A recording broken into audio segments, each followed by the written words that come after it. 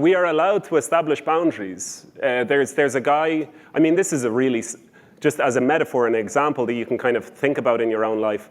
There was a guy who was the head of IT at a company, and he said, I can't not be on my phone. I have to be on it all the time in case there's some issue that's happening on the mainframe or there's a security issue. I need to know it and see it because people are going to come to me and I need to fix it.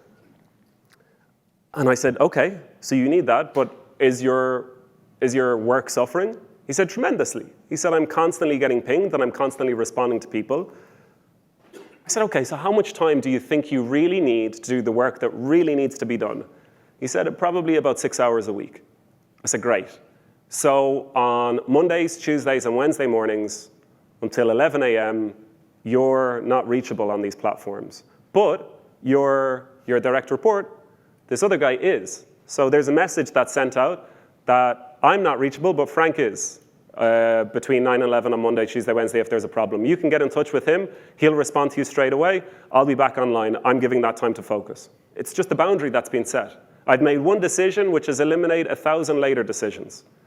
I know that I have, because some of our life is about doing the focus work, and some of it is about being responsive and reactive. But how do we separate the two? We establish certain boundaries and certain expectations of when I can be reached. And this can be done in a very micro way, a very macro way amongst your people. The mornings are the most important time that you have. So if the day is kicking off with a barrage of meetings and you're trying to get the outbound efforts in between 1 and 3 p.m., you're doing it all backwards. It should be the other way around, where whatever is a mentally consuming or a challenging task, it should be done in the morning. And then the administrative, the calls, the meetings, that stuff, let that happen in the afternoons. And that way, you can literally apply the 80-20 rule, that you acknowledge that 20% of your day, because let's look at the reality as it is.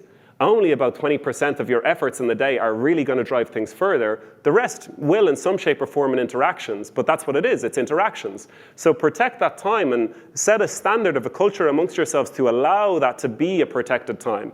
Now, it doesn't mean you need it every single day, but it could be 2 or 3 days a week that I know that nobody is going to expect to hear from me straight away in the morning. My clients or others, they will hear from me at 11 a.m.